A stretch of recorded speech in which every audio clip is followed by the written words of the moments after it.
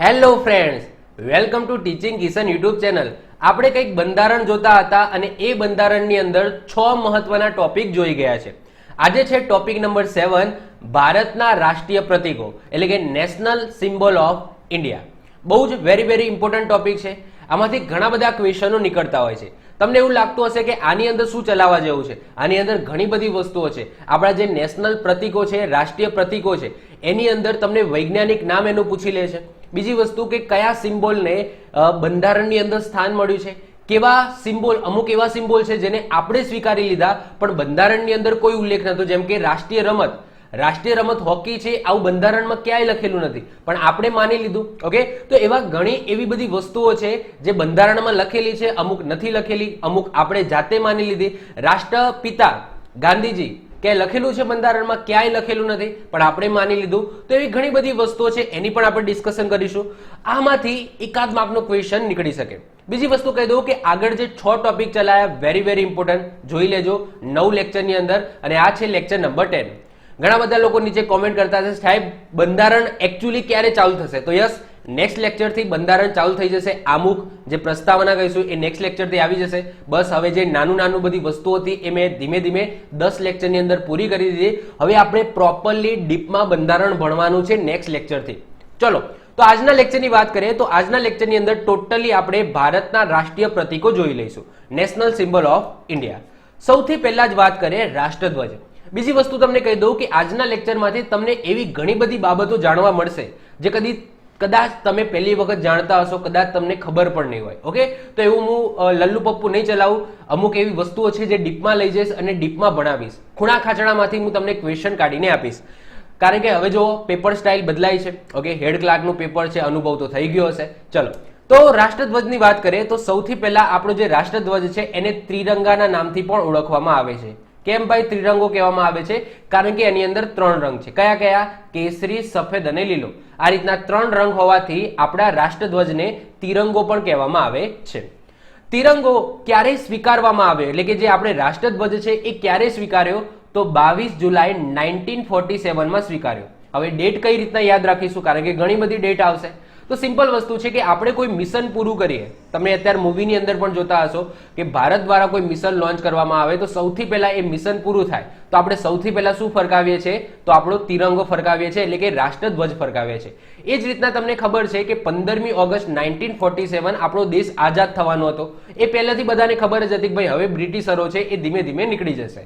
તો એના પહેલા, મતલબ કે આપણો દેશ આઝાદ થાય એટલે આપણે પહેલું કામ શું કરવું પડે કે આપણું જે મિશન હતું કે બ્રિટિશરોને કાઢી નાખવાના છે, તો હવે મિશન પૂરું થશે તો 15મી ઓગસ્ટે આપણને રાષ્ટ્રધ્વજની જરૂર પડશે. તો એના પહેલા જ એટલે કે 1947 જે સાલ આઝાદ થયો હતો 15મી ઓગસ્ટે, એ જ સાલમાં 22 જુલાઈએ આપણે રાષ્ટ્રધ્વજને સ્વીકારી લીધો, જેથી આપણે 15મી ઓગસ્ટે આઝાદ થઈએ એટલે આપણે ફરકાવી શકીએ. ઓકે, તો એ રીતના યાદ રાખી લો. તો સાલ તો યાદ રહી જશે, કારણ કે જે સાલમાં આપણે આઝાદ થયા હતા એ જ સાલની અંદર રાષ્ટ્રધ્વજ સ્વીકારવામાં આવ્યો હતો 22 જુલાઈએ. આગળ વાત કરીએ, એની અંદર 3 રંગો છે અને 3 રંગો આપણને કંઈક કહી રહ્યા છે. શું કહી રહ્યા છે? સૌથી પહેલો રંગ વાત કરીએ તો કેસરી.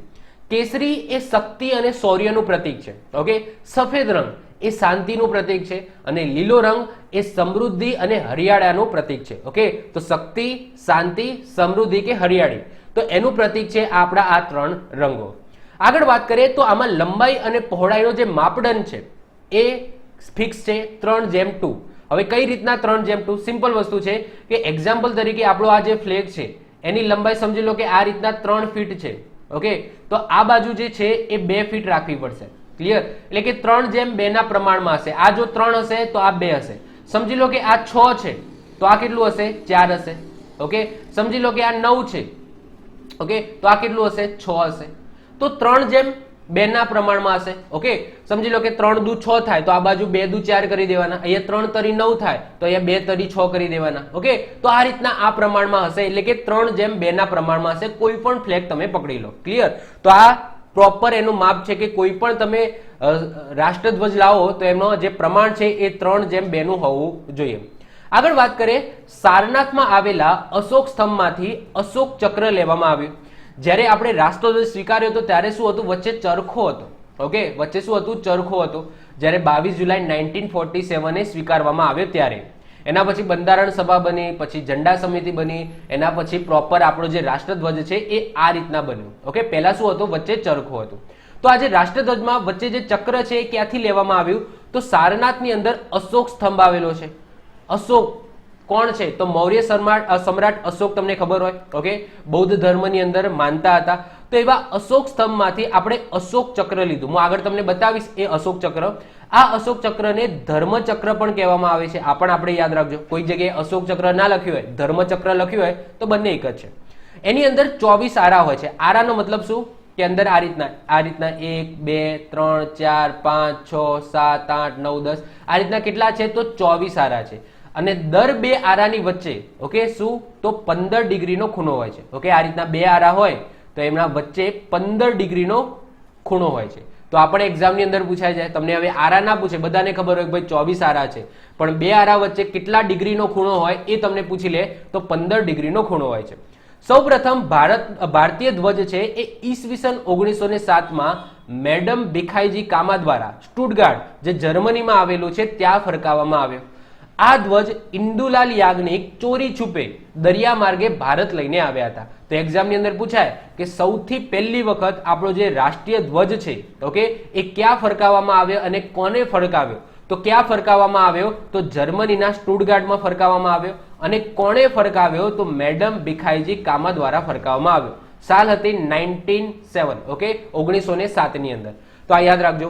એ જ ધ્વજને ઇન્દુલાલ યાજ્ઞિક, નામ તો સાંભળ્યું જશે, તો ઇન્દુલાલ યાજ્ઞિક દ્વારા ચોરી છુપે દરિયાઈ માર્ગે ભારત લઈને આવ્યા હતા. ક્લિયર? તો આ આપણે યાદ રાખીશું. હજુ બાકી છે. હવે વાત કરીએ કે ભાઈ ચલો, આ તો થઈ ગઈ આઝાદી પહેલાની વાત અને ભારતની બહારની વાત.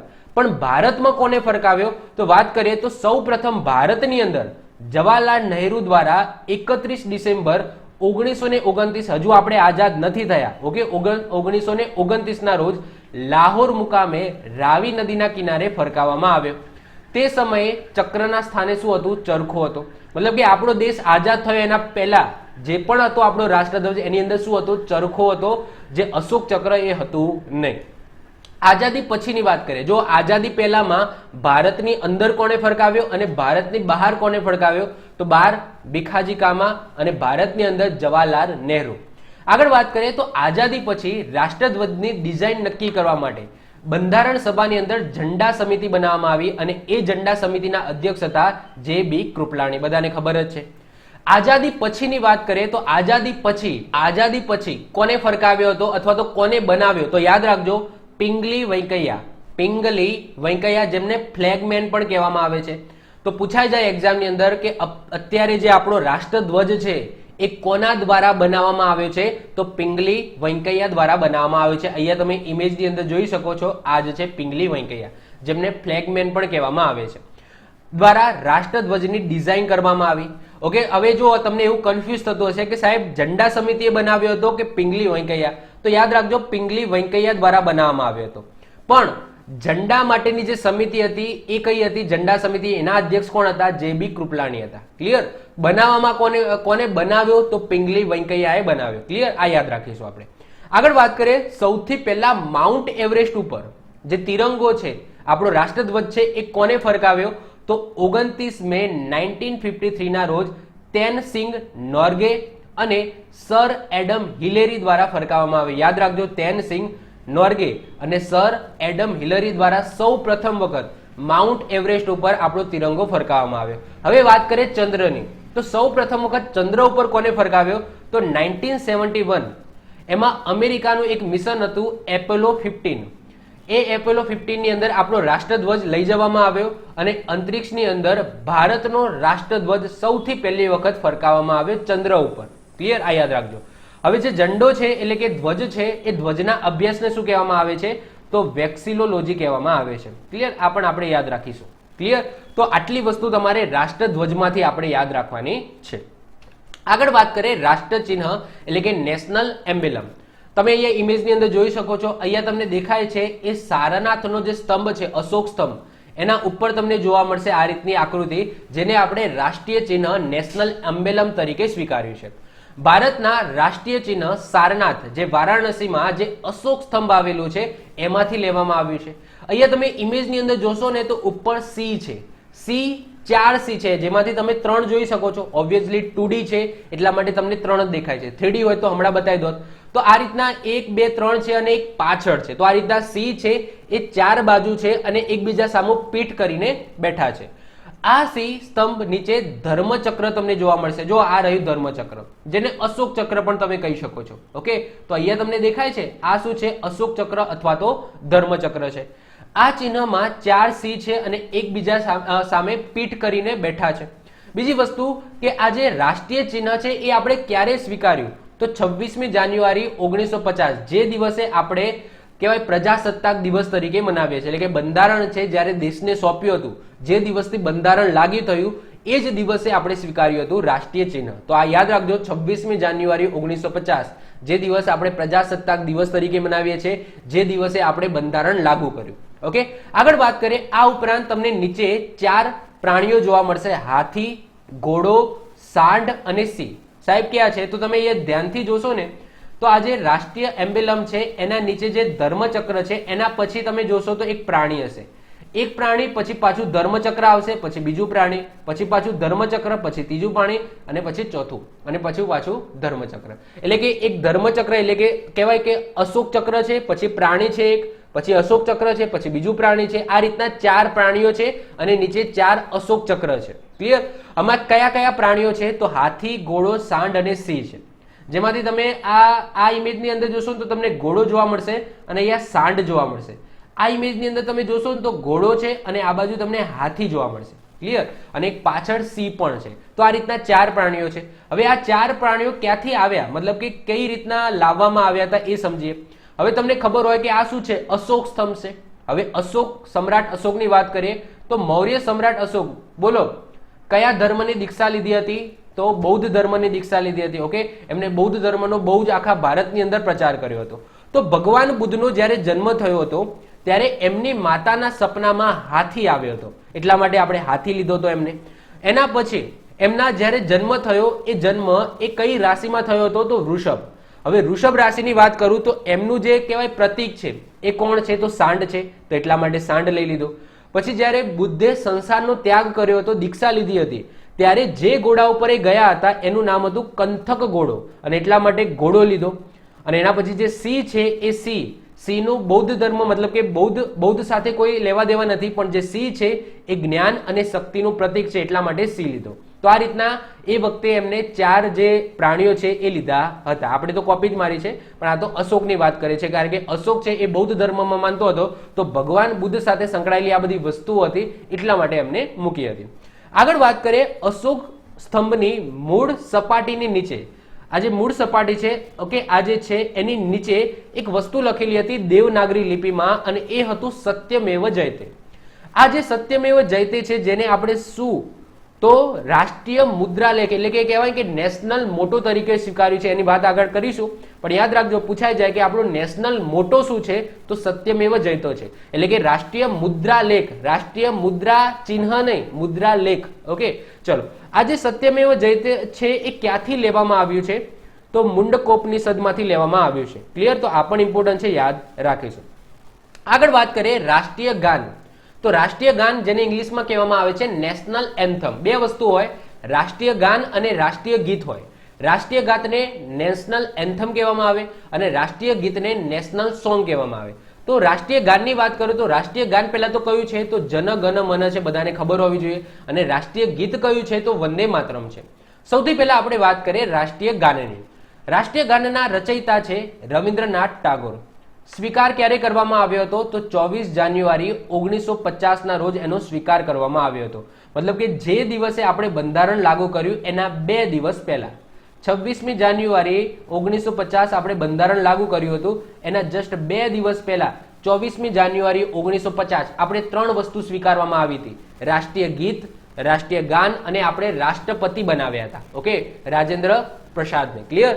તો આ 3 વસ્તુ આપણે એ વખતે કરી હતી. સમયની વાત કરીએ તો 52 સેકન્ડ. ઓકે, રાષ્ટ્રીય ગાન ગાવાનો સમયની વાત કરીએ તો કેટલા છે? 52 સેકન્ડની અંદર આપણે રાષ્ટ્રીય ગાન જન ગણ મન એ પૂરું કરી દેવું પડે. પણ જો આપણે રાષ્ટ્રીય ગાન આખું નથી ગાતા, પહેલી લીટી અને છેલ્લી લીટી ગઈએ છીએ, તો એ આપણે 20 સેકન્ડની અંદર પૂરી કરી દેવી જોઈએ. જેમ કે જન ગણ મન અધિનાયક જય હે ભારત ભાગ્ય વિધાતા, એના પછી છિદ્દુ જય હે જય હે જય હે. ડાયરેક્ટ આ આપણે ગઈ લઈએ તો એ 20 સેકન્ડની અંદર પૂરું થઈ જવું જોઈએ, અને આખું ગઈએ તો 52 સેકન્ડની અંદર. આગળ વાત કરીએ, આ ગીત વર્ષ 1911માં મૂળ બંગાળી ભાષામાં હતું. આ ગીતનું હિન્દી અને ઉર્દુમાં અનુવાદન નેતાજી સુભાષચંદ્ર બોઝ દ્વારા, ઓકે, બોઝ દ્વારા એટલે કે એમને નથી કર્યું, એમના દ્વારા એક જણને આદેશ આપવામાં આવ્યો હતો જેમનું નામ છે captain Abid Ali. Okay, captain Abid Ali પાસે કરાવડાયું હતું. તો નેતાજી સુભાષચંદ્ર બોઝે કેપ્ટન આબિદ અલી પાસે કરાવડાયું હતું એનું હિન્દી અને ઉર્દુમાં અનુવાદન. હિન્દી અને ઉર્દુ બોલવામાં સેમ હોય, લખવામાં અલગ હોય. આગળ વાત કરીએ તો વર્ષ 1911માં મોર્નિંગ સોંગ ઓફ ઇન્ડિયાના નામથી અંગ્રેજીની અંદર અનુવાદ થયું. કોને કર્યું એટલું ઇમ્પોર્ટન્ટ નથી. તો morning song of India, okay, એટલે આ રાષ્ટ્રીય ગાન જ હતું જેનું ઇંગ્લિશમાં નામ આપવામાં આવ્યું હતું કે ભાઈ આ મોર્નિંગ સોંગ ઓફ ઇન્ડિયા છે. આગળ વાત કરીએ, સૌ પ્રથમ 27 ડિસેમ્બર 1911માં 27મું જે કોલકાતા કોંગ્રેસ અધિવેશન થયું હતું એની અંદર સરલા દેવી ચૌધરી દ્વારા આ સૌથી પહેલી વખત ગાવામાં આવ્યું હતું. જાન્યુઆરી 1912માં રવિન્દ્રનાથ ટાગોર દ્વારા સંપાદિત તત્વબોધી પત્રિકામાં ભારત ભાગ્ય વિધાતા શીર્ષક સાથે એ છપાયું હતું. વર્ષ 2016માં સુપ્રીમ કોર્ટ દ્વારા દેશભરની જે સિનેમાઘરો છે એની અંદર કહી દીધું ભાઈ તમે મૂવી ચાલુ કરો એના પહેલા રાષ્ટ્રીય ગાન છે એ ગવડાવવાનું. એના પછી 2018માં આદેશ આપવામાં આવ્યો કે આને ફરજિયાત નથી કરવાનું, મતલબ કે જેને કરવું હોય કરે, જે થિયેટરને ન કરવું હોય ન કરે. તમને ખબર હોય કે અત્યારે તમે મૂવી જોવા જતા હો તો સૌથી પહેલા રાષ્ટ્રીય ગાન થાય, એના પછી મૂવી ચાલુ થતું હતું. તો અહીંયા 2016માં ફરજિયાત કીધું હતું કે ભાઈ બધા સિનેમાઘરોની અંદર સૌથી પહેલા આ વસ્તુ કરવાની. પછી 2018ની અંદર નિયમ આવ્યો, મતલબ કે જે નિયમ હતો 2016નો એને કેન્સલ કરવામાં આવ્યો કે જે થિયેટરને ગમે તો કરો, ના ગમે તો નહીં. એટલે જે ફરજિયાતપણું હતું એને કાઢી નાખવામાં આવ્યું 2018ની અંદર. તો આ છે આપણું રાષ્ટ્રીય ગાન. એના પછી વાત કરીએ રાષ્ટ્રીય ગીતની, એટલે કે નેશનલ સોંગની. કયું છે? વંદે માતરમ છે. રચયિતા કોણ છે? તો બંકિમચંદ્ર ચેટર્જી, જેને બધા બંકિમચંદ્ર ચટ્ટોપાધ્યાય પણ કહી દે છે. તો બંકિમચંદ્ર ચેટર્જી એમનું નામ છે, રચયિતા છે.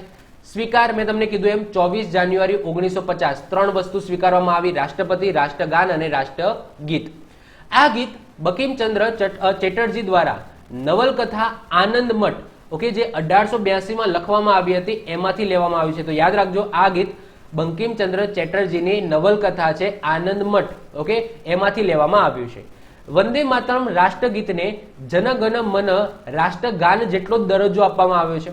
જ્યારે સંસદ શરૂ થાય ને ત્યારે રાષ્ટ્રગાન ગવામાં આવે, પછી જ્યારે સંસદનું સત્ર પૂરું થાય ને ત્યારે રાષ્ટ્રગીત ગવામાં આવે. આ પણ યાદ રાખજો કે ભાઈ સંસદનું સત્ર શરૂ થાય છે ત્યારે સૌથી પહેલા શું ગવામાં આવે છે? તો રાષ્ટ્રગાન ગાવામાં આવે. પછી સત્ર પૂરું થાય ત્યારે એન્ડિંગમાં રાષ્ટ્રગીત ગાવામાં આવે છે. આગળ વાત કરીએ, રાષ્ટ્રગીતને યદુનાથ ભટ્ટાચાર્ય દ્વારા તાલબદ્ધ કરવામાં આવ્યું, મતલબ કે લખેલું હતું કોણે? આનંદ મઠમાંથી. આપણે ક્યાંથી લીધું? આનંદ મઠમાંથી.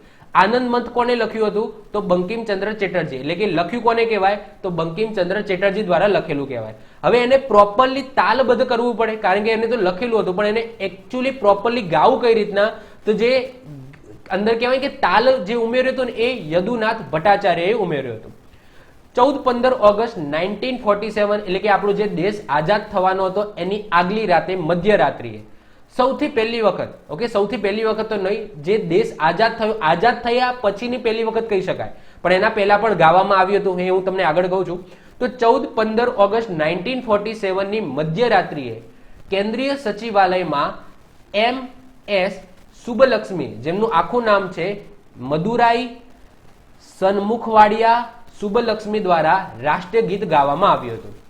આ વંદે માતરમ રાષ્ટ્રગીત છે એ કેટલી સેકન્ડમાં ગાવાનું હોય છે? તો 65 સેકન્ડની અંદર ગાવાનું હોય છે. પેલું રાષ્ટ્રીય ગાન એ 52 સેકન્ડમાં ગાવાનું હોય છે, જ્યારે આ 65 સેકન્ડ. 65 સેકન્ડ એટલે કે 1 મિનિટ અને ઉપર 5 સેકન્ડ.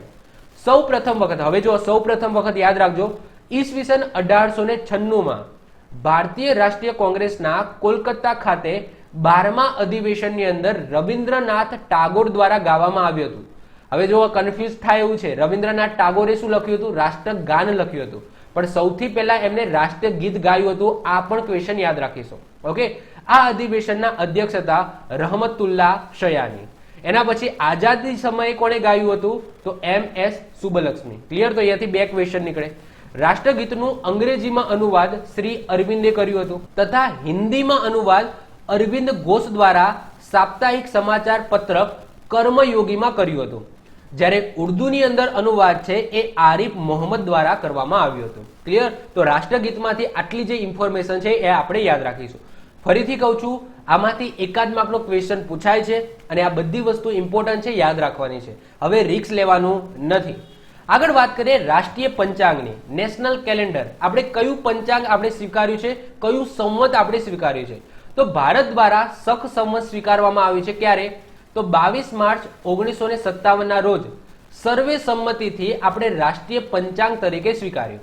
હવે સખ સંવતની વાત કરીએ કે સખ સંવત કોના દ્વારા શરૂ કરવામાં આવ્યું હતું? તો સખ સંવતની શરૂઆત ઈસવીસન 78 ની અંદર કુષાણ રાજા કનિષ્ક દ્વારા કરવામાં આવી હતી.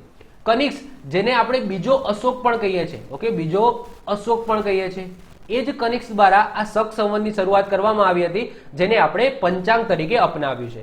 સખ સંવતની અંદર સૌથી પહેલો જે ગુજરાતી મહિનો આવશે એ ચૈત્ર મહિનો આવશે અને અંતિમ મહિનો કયો થઈ જશે? ફાગણ થઈ જશે. તો આ પણ યાદ રાખજો.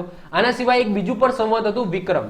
વિક્રમ સંવતની અંદર સૌથી પહેલો કારતક મહિનો જ હતો, ઓકે, જે શરૂઆત થાય છે એ જ મહિનો હતો. પણ આ સખ સંવતની અંદર પહેલો મહિનો કયો હતો? તો ચૈત્ર હતો. એ ગુજરાતી મહિનાની વાત કરું છું. ક્લિયર? અને અંતિમ મહિનો કયો છે? ફાગણ છે.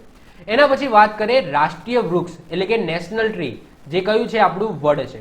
ઓકે, બીજી પણ સાથે સાથે આપણે ગુજરાતના પણ કરતા જઈએ. ચલો, ગુજરાતનું રાષ્ટ્રીય ગીત કયું છે? ગુજરાતનું રાષ્ટ્રગીત, ભારતનું પૂછાય રાષ્ટ્રગીત તો વંદે માતરમ, પણ ગુજરાતનું રાષ્ટ્રગીત પૂછાય તો રાષ્ટ્રગાન નથી હો. ગુજરાતનું રાષ્ટ્રગાન જેવી કોઈ વસ્તુ નથી.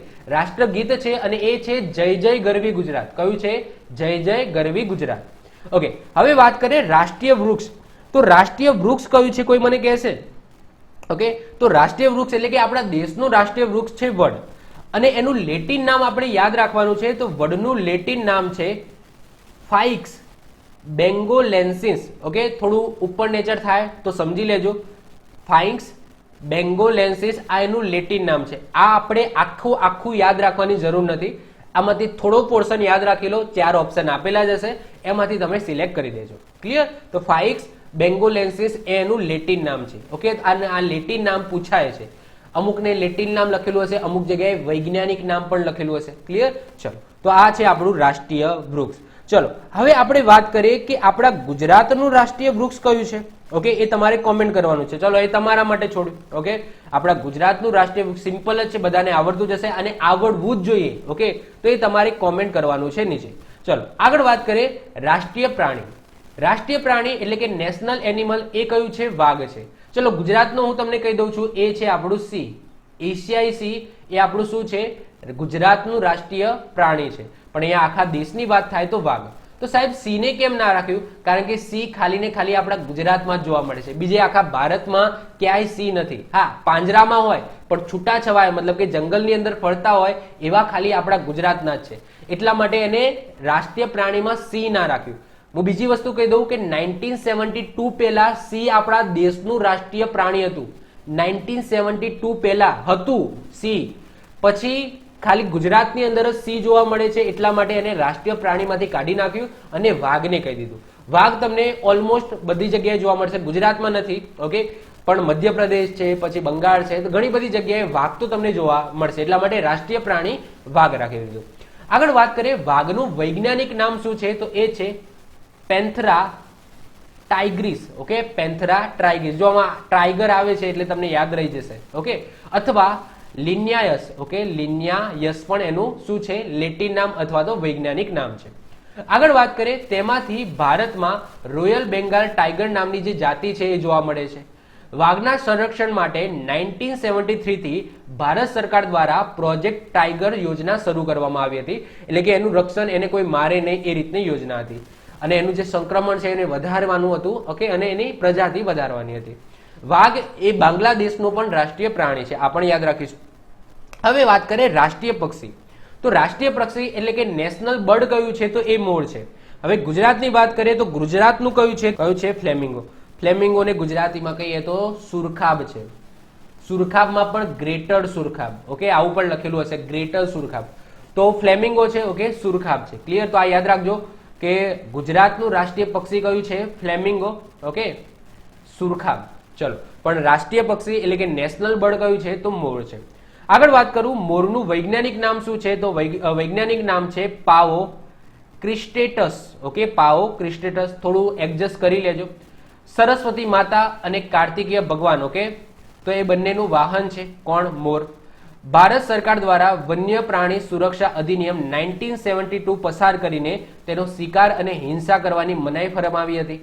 ભારતથી પહેલા મ્યાનમાર એટલે કે જે બર્મા કહીએ છીએ મ્યાનમાર, એનું પણ રાષ્ટ્રીય પક્ષી શું છે? મોર જ છે. ક્લિયર? તો આ છે આપણું રાષ્ટ્રીય પક્ષી. જો આમાં પૂછાય છે ને તો આ લેટિન નામ જે વૈજ્ઞાનિક નામ છે ને, આ વૈજ્ઞાનિક નામ પૂછાય છે વધારે, કે ભાઈ આ જે વૈજ્ઞાનિક આપણા રાષ્ટ્રીય પ્રાણીનું વૈજ્ઞાનિક નામ શું છે, રાષ્ટ્રીય પક્ષીનું વૈજ્ઞાનિક નામ શું છે, એ વધારે પૂછાય છે. આગળ વાત કરીએ રાષ્ટ્રીય ફૂલ. તો રાષ્ટ્રીય ફૂલની વાત કરીએ તો નેશનલ ફ્લાવર જે કમળ છે. ચલો, ગુજરાતનું શું છે? ગુલાબ? ના, યાદ રાખજો, ગુજરાતનું છે ગલગોટો. શું છે? ગલગોટો. ક્લિયર? તો ગુજરાતનું રાષ્ટ્રીય ફ્લાવર એટલે કે નેશનલ ફ્લાવર પૂછાય તો શું આવશે? ગલગોટો આવશે, ગુલાબ ના લગતા. અને આપણા દેશનું પૂછાય તો શું આવશે? કમળ આવશે. ક્લિયર? કમળનું વૈજ્ઞાનિક નામ છે નેલમ્બો ન્યુસિફેરા ગાર્ટન. ઓકે, કમળને પ્રાચીન કાળથી જ ભારતીય સંસ્કૃતિનું શુભ પ્રતીક માનવામાં આવે છે. ઓકે, અને આ કમળ છે એક એના ઉપર કોણ બિરાજમાન હોય છે? તો યાદ રાખજો, બ્રહ્માજી. ઓકે, બ્રહ્માજી. આગળ વાત કરીએ તો હિન્દુ, બૌદ્ધ અને જૈન ધર્મના તેના મહત્વના કારણે આપણે કમળને રાષ્ટ્રીય ફૂલનો દરજ્જો આપ્યો છે. એના પછી વાત કરીએ રાષ્ટ્રીય ફળ. તો રાષ્ટ્રીય ફળ કયું છે? કેરી છે. તો કેરીની વાત કરીએ તો ગુજરાતની અંદર સૌથી વધારે કેરી ક્યાં થાય છે? તો વલસાડની અંદર થાય છે. ઓકે, પછી તલાલા પણ જાણીતું છે. ક્લિયર? ચલો, આગળ વાત કરીએ રાષ્ટ્રીય રમત, નેશનલ ગેમ. હવે નેશનલ ગેમ છે એમાં બંધારણની અંદર અથવા તો ભારત સરકાર દ્વારા એવું કોઈ પ્રોફેશનલી લેખિતમાં એવું કોઈ સ્વીકાર્યું નથી કે ભાઈ આપણી હોકી છે એ આપણી રાષ્ટ્રીય રમત છે. ઓકે, તો યાદ રાખજો, ભારત સરકાર દ્વારા કોઈ પણ રમતને સત્તાવાર રીતે એટલે કે ઓફિશિયલી રાષ્ટ્રીય રમત જાહેર કરેલી નથી, પરંતુ ફિલ્ડ હોકીને ભારતની રાષ્ટ્રીય રમત માનવામાં આવે છે. જે રીતના આપણે રાષ્ટ્રપતિ કહીએ છીએ, ઓકે, સોરી, રાષ્ટ્રપિતા કહીએ છીએ. જે રીતના રાષ્ટ્રપિતા, ઓકે, ગાંધીજીને આપણે રાષ્ટ્રપિતાનો દરજ્જો આપ્યો, પણ કોઈ જગ્યાએ તમને લખેલું જોવા નહીં મળે ઓફિશિયલી કે આપણા રાષ્ટ્રપિતા છે એ ગાંધીજી છે. ક્યાંય બંધારણમાં તમને જોવા નહીં મળે. ક્લિયર? તો એ રીતના આ જે રાષ્ટ્રીય રમત હોકી છે એવું પણ ક્યાંય બંધારણની અંદર તમને જોવા મળશે નહીં. આગળ વાત કરીએ રાષ્ટ્રીય નદી. તો રાષ્ટ્રીય નદી એટલે કે નેશનલ રિવર કઈ છે? તો એ છે આપણી ગંગા. 4 નવેમ્બર 2008ના રોજ ભારત સરકારે ગંગા નદીને ભારતની રાષ્ટ્રીય નદી તરીકે જાહેર કર્યું. તેનું ઉદ્ગમ સ્થાન ગંગોત્રી ગ્લેશિયર, ગૌમુખ પણ કહેવામાં આવે છે, તે તમને ઉત્તરાખંડની અંદર જોવા મળશે. ભારતની સૌથી લાંબી અને પવિત્ર નદી છે. યમુના સૌથી મોટી પૂછાય તો ભારતની તો આવશે બ્રહ્મપુત્રા. યાદ રાખજો. ઓકે, સૌથી મોટી પૂછાય ને એટલે કે જેની અંદર પાણીનો જથ્થો વધારે હોય તો એ છે બ્રહ્મપુત્રા. પણ લાંબી તો ગંગા આવશે. યમુના તેની સૌથી મોટી શું છે? સહાયક નદી છે. ક્લિયર? આ યાદ રાખીશું. ચલો, હવે આગળ વાત કરીએ રાષ્ટ્રીય જળીય જીવ. ઓકે, રાષ્ટ્રીય જળીય જીવ એટલે કે નેશનલ એક્વેટિક એનિમલ, એ કયું છે? આપણું ડોલ્ફિન છે. ડોલ્ફિન પણ આમાં ગંગા ડોલ્ફિન લખેલું હશે, ગંગા ડોલ્ફિન. ઓકે, ડોલ્ફિનની પણ ઘણી બધી પ્રજાતિ છે, એમાંથી જે ગંગા ડોલ્ફિન છે, ગંગા નદીની અંદર જોવા મળે છે, એ ડોલ્ફિનને આપણે રાષ્ટ્રીય જળીય જીવ તરીકે આપણે સ્વીકાર્યું છે. કેન્દ્ર સરકારે 5 ઓક્ટોબર 2009ના રોજ ગંગા ડોલ્ફિનને રાષ્ટ્રીય જળીય જીવ તરીકે સ્વીકારવામાં આવ્યું. એનું વૈજ્ઞાનિક નામ છે પ્લેટનિસ્ટા ગંગેટિકા. ઓકે, કેન્દ્ર સરકારે ગંગામાં ડોલ્ફિનની સંખ્યા વધારવા માટે પ્રોજેક્ટ ડોલ્ફિનને શરૂ કર્યું હતું, જે રીતના પ્રોજેક્ટ ટાઈગર હતું. અને ગંગા નદીની અંદર જોવા મળતી જે ડોલ્ફિન છે એ દ્રશ્યહીન હોય છે. ક્લિયર? ચાલો, આગળ વાત કરીએ રાષ્ટ્રીય ધરોહર પ્રાણી એટલે કે નેશનલ હેરિટેજ એનિમલ, એ કયું છે? આપણું હાથી છે. 21 ઓક્ટોબર 2010ના રોજ રાષ્ટ્રીય વન્યજીવ બોર્ડના પ્રયત્નથી ભારત સરકારે એશિયાઈ હાથીને રાષ્ટ્રીય વિરાસત એટલે કે ધરોહર પશુ તરીકે સ્વીકાર્યું. સરકારે વન્ય ક્ષેત્રોમાં રહેવાવાળા હાથીઓના સંરક્ષણ માટે ફેબ્રુઆરી 1992માં પ્રોજેક્ટ એલિફન્ટ પણ શરૂ કર્યો હતો. હાથી કેરળ, કર્ણાટક, ઝારખંડ, ઓડિશાનું પણ રાજ્યોનું રાજ્ય ચિહ્ન છે. આગળ વાત કરીએ રાષ્ટ્રીય મુદ્રા પ્રતીક, જેને symbol of national currency. Okay, જે 2010ની અંદર આપણે સ્વીકાર્યો અથવા તો નવો બનાવ્યો. ઓકે, આ રીતનો છે. ઓકે, ર લખેલો હશે અને ર ને આ રીતના લીટી કરેલી તમને જોવા મળશે. ઓકે, તો આ આપણું શું છે? સિમ્બોલ ઓફ નેશનલ કરન્સી છે. તો 15 જુલાઈ 2010ના રોજ ભારતીય રૂપિયાનું પ્રતીક નક્કી કરવામાં આવ્યું. જેમાં દેવનાગરી લિપિના જે રૂ છે, દેવનાગરી લિપિનું રૂ અને લેટિન રોમન લિપિના આર, આ બંનેને જોડીને શું કરવામાં આવ્યું, આ રીતનો એક સિમ્બોલ બનાવવામાં આવ્યો. અને આ સિમ્બોલ કોના દ્વારા બનાવવામાં આવ્યો તો યાદ રાખજો, આઈઆઈટી મુંબઈના પોસ્ટ ગ્રેજ્યુએટ એન્જિનિયર ડોક્ટર ઉદયકુમાર, જેમને ધર્માલિંગમ ઉદયકુમાર તરીકે પણ ઓળખવામાં આવે છે, એમના દ્વારા બનાવવામાં આવ્યું. તો આ યાદ રાખજો, ક્યારે સ્વીકાર્યું અને કોને બનાવ્યું, તો ઉદયકુમાર દ્વારા બનાવવામાં આવ્યું છે, ધર્માલિંગમ ઉદયકુમાર. અને ક્યારે સ્વીકાર્યું તો 15મી જુલાઈ 2010 ના રોજ સ્વીકારવામાં આવ્યું. રાષ્ટ્રીય મુદ્રા પ્રતીક. ક્લિયર, આ યાદ રાખીશું.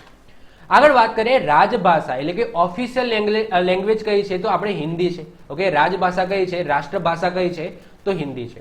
અત્યારે આપણે બંધારણ દ્વારા કેટલી ભાષાઓને સ્વીકારી છે તો 22 ભાષાઓને સ્વીકારવામાં આવી છે. રાજભાષાનો ઉલ્લેખ અનુચ્છેદ 343 ની અંદર તમને જોવા મળશે કે આપણા સંઘની રાજભાષા ઓકે એ હિન્દી છે. દેવનાગરી લિપિમાંથી ઓકે લિપિની હિન્દી ભાષાને આપણે સ્વીકારેલી છે. હિન્દીના પણ ઘણા બધા ફોર્મેટ હોય, એમાં દેવનાગરી લિપિની હિન્દી ભાષાને આપણે સ્વીકારી છે. પણ આપણો જે વહીવટ છે એ અંગ્રેજી ભાષામાં થશે. તમને જોવો કે કોઈ પણ વસ્તુ બજેટ આવતી હોય કે કંઈ પણ સંસદની અંદરથી બહાર આવતું હોય તો એ અંગ્રેજી ભાષામાં હોય. તો વહીવટમાં આપણે વહીવટ છે એ અંગ્રેજીમાં કરીએ છીએ, પણ જે ભાષા છે એનો હિન્દીમાં આપણે યુઝ કરીએ છીએ. સંસદની અંદર જે લોકસભાના સભ્યો હોય કે રાજ્યસભાના સભ્યો હોય એ શેમાં બોલતા હોય, હિન્દીની અંદર બોલતા હોય, પણ એમની જોડે જે કાગળિયા હોય છે એ ટોટલી ઇંગ્લિશની અંદર હોય છે. ભારતની રાષ્ટ્રભાષા નેશનલ લેંગ્વેજ તરીકે હિન્દીને હજુ સુધી સ્વીકારવામાં આવી નથી. ઓકે, તેમજ અંગ્રેજીનું ચલણ યથાવત રહ્યું છે. દેશની 22 ભાષાઓને સત્તાવાર, જેમાં હિન્દી પણ છે એની અંદર ઓકે તરીકે સ્વીકૃતિ આપવામાં આવી છે. એટલે કે ભાઈ તમે ભારતની અંદર 22 માંથી કોઈ પણ લેંગ્વેજનો ઉપયોગ કરી શકો. આ બધી બંધારણીય શું છે, બંધારણીય દરજ્જો મળેલી ભાષાઓ છે. એના પછી વાત કરીએ રાષ્ટ્રીય મુદ્રાલેખ, જેની આગળ આપણે વાત કરી, જેને નેશનલ મોટો કહેવામાં આવે છે, અને એ છે સત્યમેવ જયતે. આ વાક્ય મુંડકોપનિષદમાંથી લેવામાં આવ્યું છે, જેને સરકારે રાષ્ટ્રીય મુદ્રા તરીકે મુદ્રાલેખ તરીકે સ્વીકાર્યું છે. આ મુદ્રાલેખ દેવનાગરી લિપિમાં લખાયેલ છે. ઓકે, અને ક્યાં લખાયેલું હતું તો આપણે સારનાથનો જે અશોક સ્તંભ હતો એના જસ્ટ નીચે સપાટી ઉપર લખાયેલું હતું. ક્લિયર, તો આ બધી વસ્તુઓ તમારે યાદ રાખવાની છે. ચલો હવે આપણે ગુજરાતનું ફટાફટ જોઈ લઈએ. તો રાષ્ટ્રીય ગીત ગુજરાતનું શું આવશે, જય જય ગરવી ગુજરાત. પછી વાત કરીએ રાષ્ટ્રીય સૂત્ર, તો રાષ્ટ્રીય સૂત્ર એટલે કે નેશનલ મોટો પણ આ જ છે, સત્યમેવ જયતે, એ આપણે બદલ્યું નથી. ઓકે, એના પછી ફૂલની વાત કરીએ તો ફૂલ શું આવશે, ગલગોટો આવશે. પછી વાત કરીએ પ્રાણી, તો પ્રાણી શું આવશે, એશિયાઈ સી આવશે. એના પછી પક્ષીની વાત કરીએ તો પક્ષી શું આવશે તો ફ્લેમિંગો આવશે. ઓકે, જેને આપણે સુરખાબ કહીએ છીએ, સુરખાબ. Okay, greater flamingo. અને વાત કરીએ ફળ, તો ફળ તો કયું છે, કેરી છે. ઓકે, તો આટલી વસ્તુ ઓફિશિયલી આપણે સ્વીકારેલી છે ગુજરાતની અંદર, બાકી કઈ યાદ રાખવાની જરૂર નથી. તો આજના લેક્ચરની અંદર આપણે શું જોયું તો ભારતના રાષ્ટ્રીય પ્રતીકોની વાત કરી. આમાંથી એકાદ 2 માર્કનો ક્વેશ્ચન 100% એક્ઝામની અંદર બની શકે. તો આઈ હોપ સો વિડીયો ગમ્યો હશે. વિડીયો ગમ્યો તો વિડીયોને લાઇક કરી દો, તમારા મિત્રો સાથે શેર કરી દો. જો તમે આ ચેનલ પર નવા હો તો ચેનલને સબસ્ક્રાઇબ કરીને બાજુમાં રહેલું બેલ આઇકન દબાવી દો. બેલ આઇકન દબાવીને ઓકે કોમેન્ટ પણ કરજો, કંઈ ડાઉટ હોય તો. લેક્ચરને શેર પણ કરી દેજો. ઓકે, ફ્રીમાં લેક્ચર આપું છું, કોઈ પણ ચાર્જ લીધા વગર, કંઈ પણ પૈસા લીધા વગર. ઓકે, તો વિડીયો ગમે તો લાઇક, શેર અને સબસ્ક્રાઇબ કરી દેજો જો તમે આ ચેનલ પર નવા હોયા હોય આવો ને આવા વિડીયો જોવા માટે. તો મળે છે નેક્સ્ટ લેક્ચરમાં. Bye, all the best.